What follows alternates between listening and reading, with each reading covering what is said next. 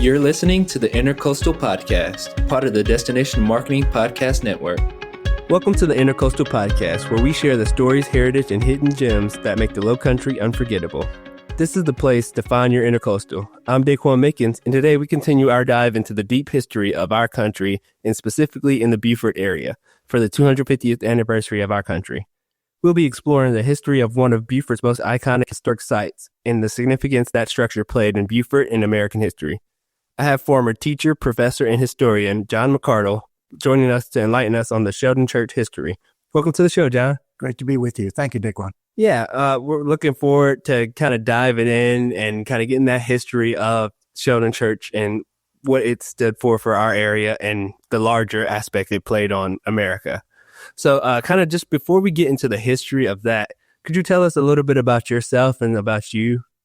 Sure. I am a historian by training. My field is American history more generally, 19th century and Southern history more specifically. Mm-hmm. I've done writing and research in that field. Mm-hmm. I certainly can't claim to be an expert on South Carolina history, but I spent enough time here over the years to have learned a fair amount, and in particular, working on a project involving the history of Old Sheldon, I have come to learn more about it, and even more importantly, to understand what a significant role it has played, both as an active place of worship, mm-hmm. But also as an iconic symbol of important moments in our past. Yeah, I agree. Usually when people stop there, they're like, oh, wow. You usually can't see a historic site just like that, and it's free to be that close to something that's so historic and feel the presence of the history when you step on the campus and you step on the grass and kind of feel that. But a little bit more about you. I kind of wanted to know, like, what brought you to Beaufort and kind of your first experience when you witnessed Beaufort's history? Well, my first association with Beaufort goes back almost, 25 years or so. Mm-hmm. But my connection with South Carolina goes back for most of my professional career. Mm-hmm. I get talking in Beaufort around 2000 at the time of the bicentennial of the university system. One thing led to another. My wife and I spent a sabbatical here several years after that. We've owned property here since 2002. Okay. We've been part-timers here because of my university affiliations until about 5 years ago. Mm-hmm. And we've been full-time residents since then. Oh, nice. Yeah. And when you get to Beaufort, one of the first things I realized was how much history, like that, besides the beautiful landscape and the beaches, that was first and second. The third thing was the history, and kind of not knowing that the history was as expansive as it is. For you, you came knowing, okay, this area has a lot of history, or were you more, or do you learn something new every day? How does it work? Well, it's both of those things. Yeah. You can stand there on the bluff in Beaufort, as my friend Larry Rowland has often said, and see 500 years at least of American history on every horizon. Mm-hmm. That predates the arrival of the English. It certainly includes the arrival of the Spanish and the French. And in terms of human settlement here, goes back, of course, through Native American populations as well. So it is at most only a slight exaggeration to say that one can follow the entire sweep of American history by looking at what has happened here in Beaufort. Yeah, that's really cool. And kind of, I love history. I love to kind of dive in and get the historical significance of everything that's here in Beaufort. And I'm sure our listeners agree, kind of while we're going into the 250th anniversary of the country in Beaufort in our area. Yeah, so we'll kind of dive in and kind of go into the history of the Sheldon Church. And one of the main things we want to know is kind of when and why the Sheldon Church was constructed in the history in that. Well, that's a great question, and it is a question that often occurs, I think, to people who either by plan or by accident find themselves traveling past it and seeing these spectacular ruins off in the woods. That itself is an interesting question and really prompts a more thorough response to the question that you've asked. And I think the story begins really with a treaty that was concluded in 1707 that reserved much of the territory occupied by what would come to be called Prince William Parish for the Yamasee Indians. Because the Carolina colony was growing so rapidly, maintaining those boundaries, particularly as white settlement advanced, became very problematic. And by 1715, the Yamasee tribe had an uprising, which very nearly wiped out the settlement of Beaufort. The war actually reached Beaufort. The war came, for the most part, to an end in 1718, but the treaty, or the conclusion really was not until 1728. What that did was open up this rich territory lying between the Coosawhatchee and the Combahee to white settlement. And much of that settlement came from elsewhere in the Carolina colonies. And so it did not go through the so-called pioneer stage of settlement the way most other sites of settlement did. These were people who had already made some money, in some cases vast sums of money, as planters elsewhere in the Lowcountry, and saw an opportunity to bring the cultivation of rice to this area now that it was open for settlement. Among those who took advantage of that opportunity was a man named William Bull. Bull was born back in the 1680s. He and his two brothers had come to Carolina. They were wealthy and influential planters. And William Bull, in particular, settles in this region between the Combahee and the Coosawhatchee. Interestingly, William Bull's brother, John, had been married to a woman who was a victim of the Yamasee uprising in 1715 that launched the war. Bull was a military and political leader. He was a very wealthy planter. Among other things, he assisted James Oglethorpe in laying out the design for the city of Savannah in the new College of Georgia. And William Bull was very much what we would call today, I suppose, an Anglophile. Now, the parish system, which was the way in which the Carolina colony was organized after the passing of the Church Act in 1706, set up the parish as the unit of governance. And so the Anglican parish vestries were the governing authority from taxation and all other manner of regulation. St. Helena Parish, which was an enormous extent of land, included what is now Beaufort County plus additional territory. There was a parish church in Beaufort. Those who wanted to come to church, however, had to navigate and negotiate a fairly treacherous passage from where these planters like Bull had settled to come to the parish church in town. Not surprisingly, as their numbers grew, as their wealth increased, and as their influence grew as well, they thought that they should have a parish church much closer to them. St. Helena's had thought about creating a chapel of ease in this area in the 1730s. That didn't go anywhere, but in 1745, Prince William Parish was created to accommodate those needs and those wishes of the settlers there. That area lying between, as I say, the Combahee and the Coosawhatchee. And that led in turn to the construction of what would come to be called the Parish Church of Prince William, or more familiarly, Sheldon Church.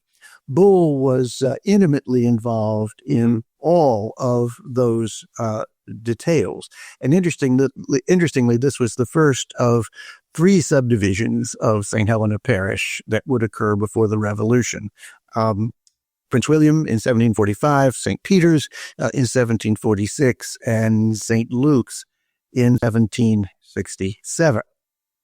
Now, though the church, though the opportunity to build a church there occurred at the time the parish was created, a site wasn't chosen until several years later. The first trustees of the church, no surprise, among others, were William Bull, his son Stephen Bull, and a man named James Deveau, about whom we'll have more to say later in our conversation.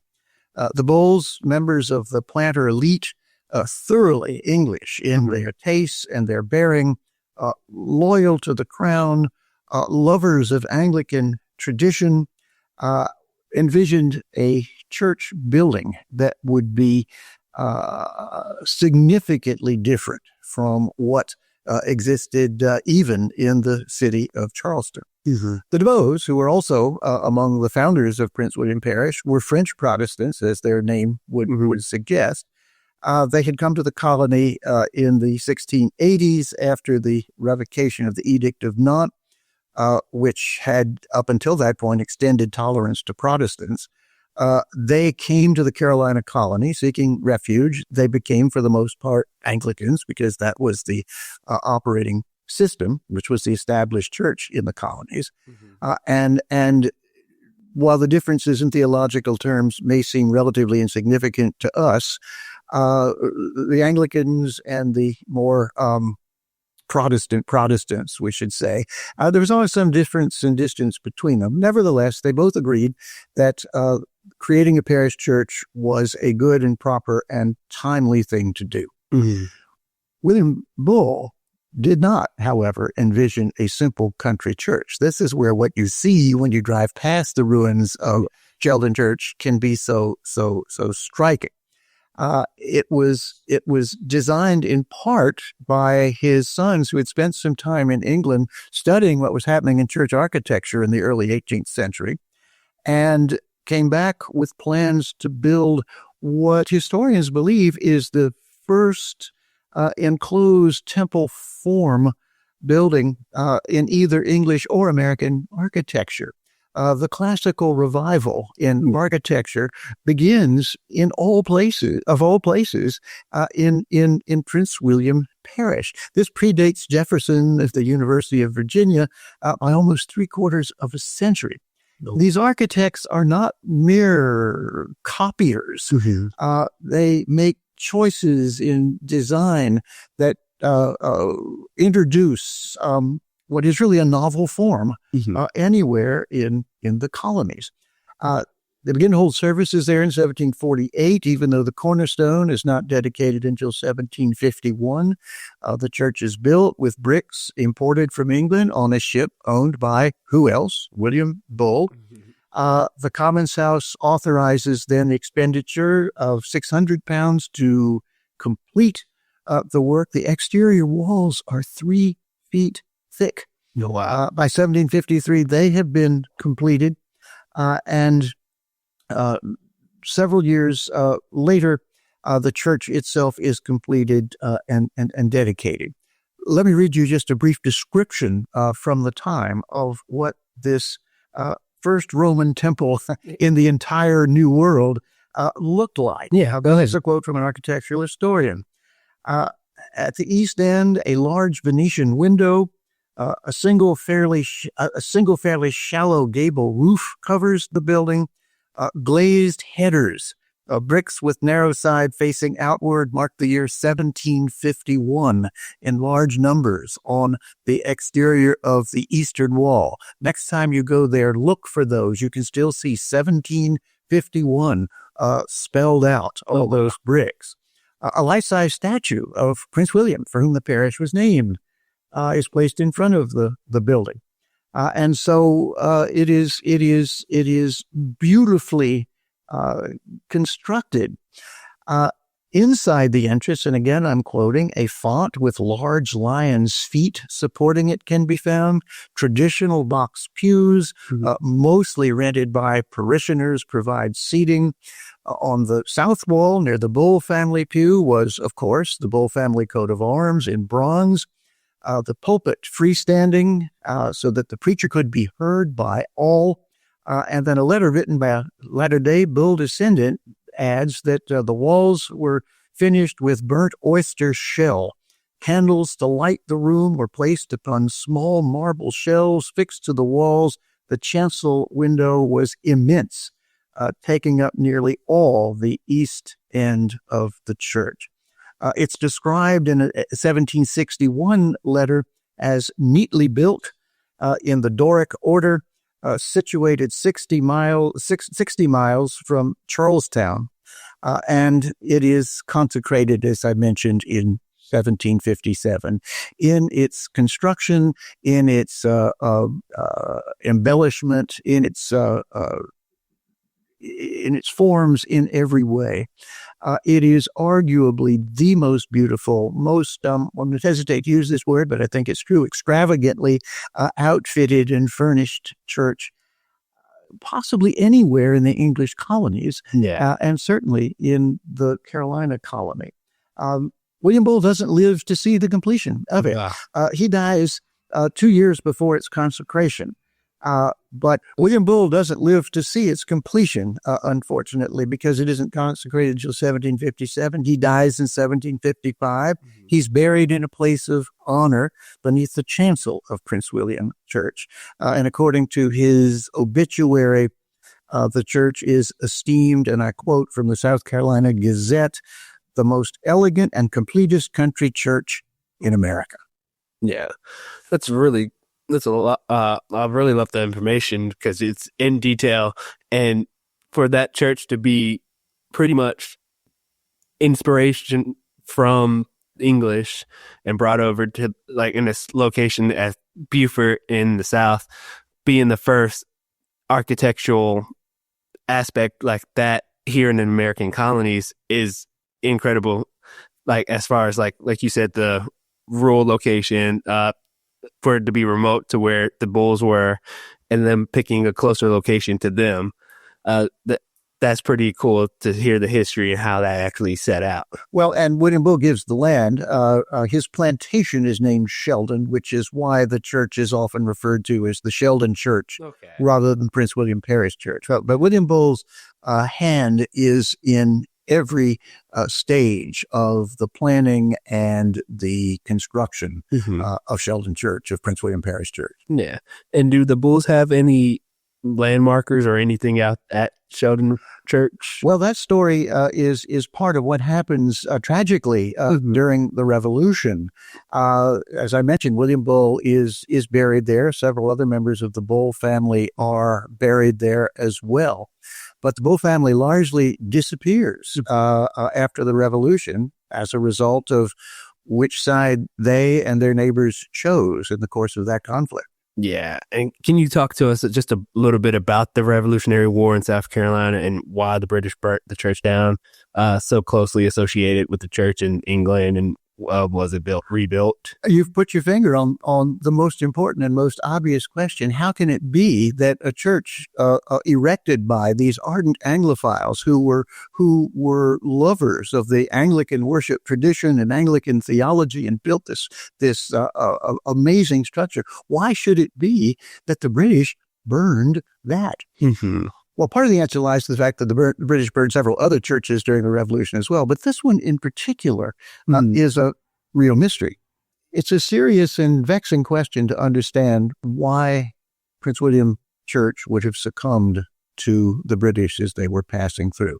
But I think this is an illustration of what was going on elsewhere in the colonies during the time of the Revolution. Because descendants of the Bull family did not all choose the same side during the Revolution. By the early 1760s, George III is now on the throne in England to pay off the 7 Years' War debt, as I think many listeners already would recall, requires taxation, which leads the colonists, or at least some of the colonists, to protest taxation without representation. And this serves to begin to divide the colonial population.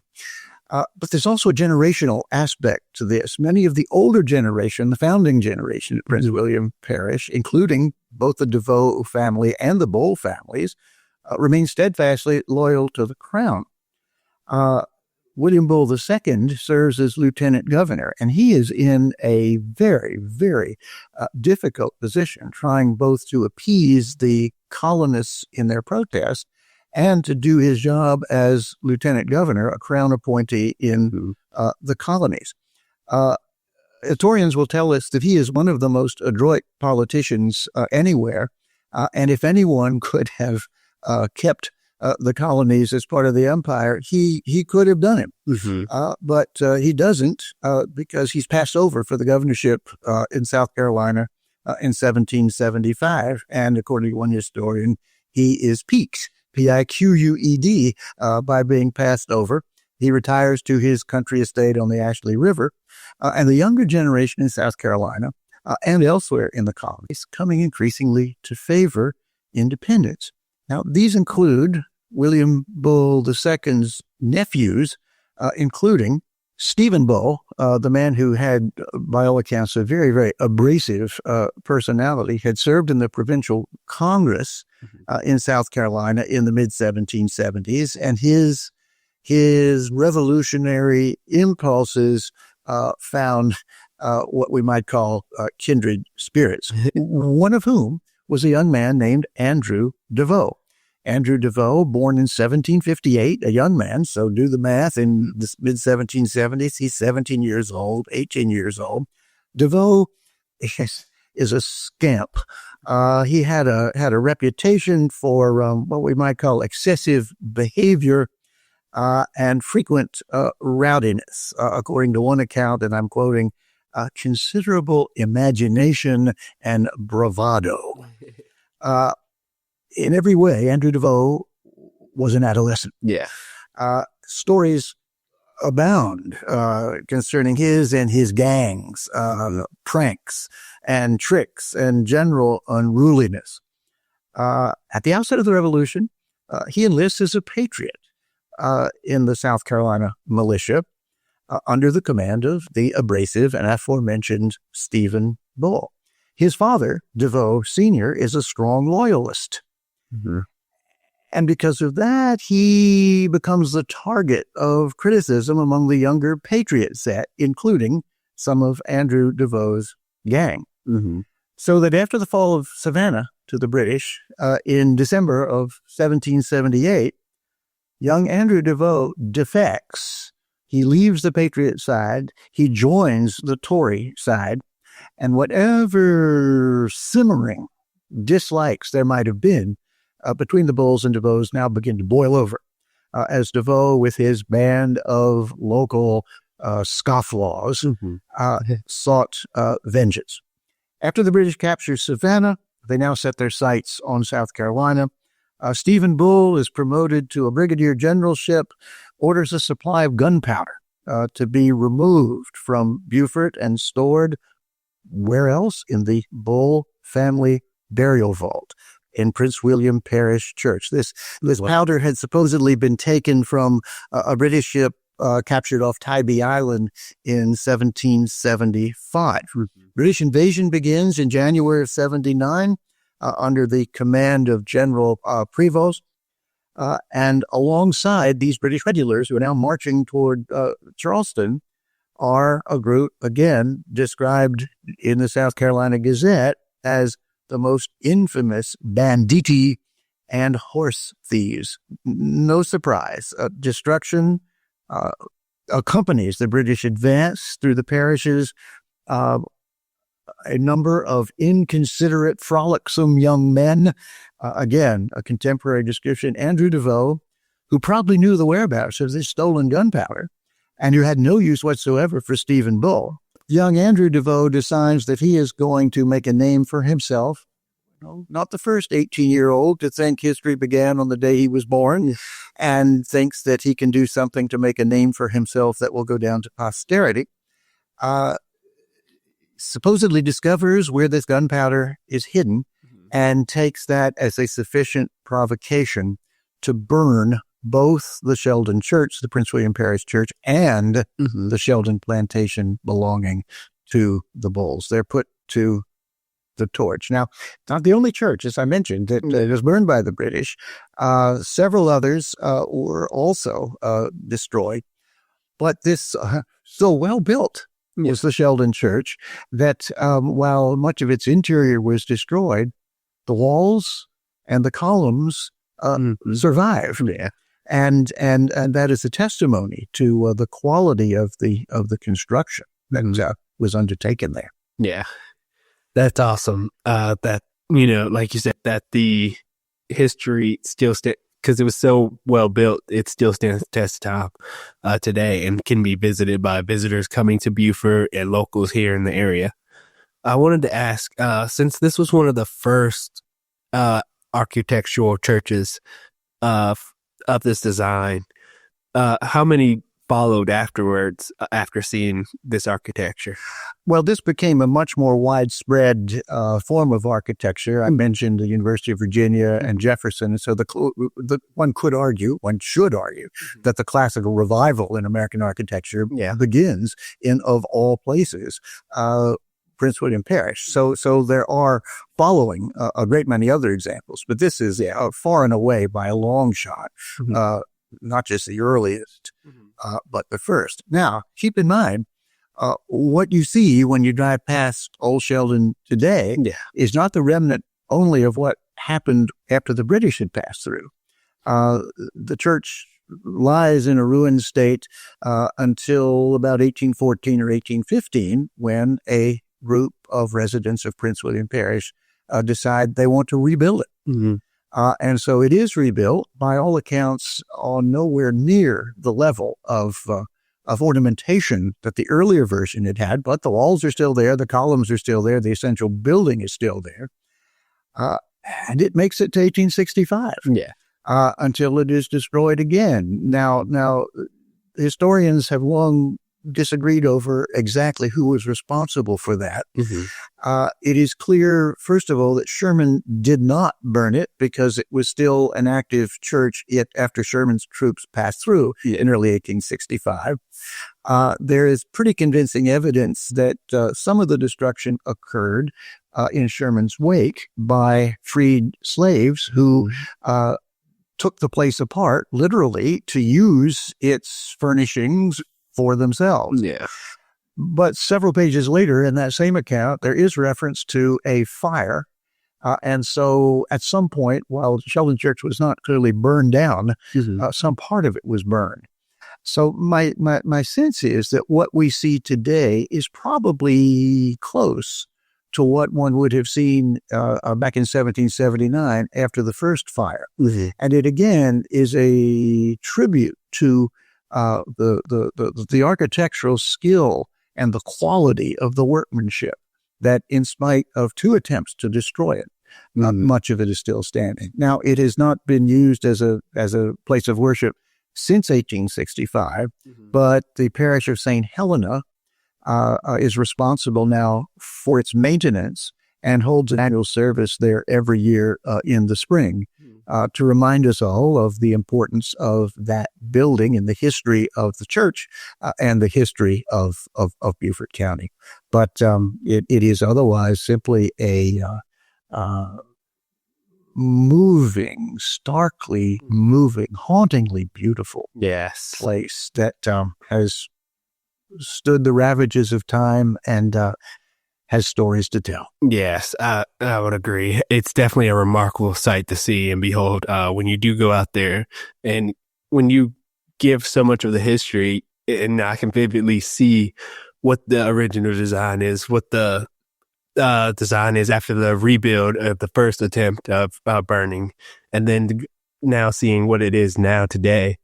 Like you said, it still stands the test of time. It has so much history and stories to tell because you can still vividly see, even when you go out there, you can vividly see what the idea was or what the remnants of it is. We have a very complete record of all of the baptisms, marriages, funerals, and burials that took place there in the 19th century.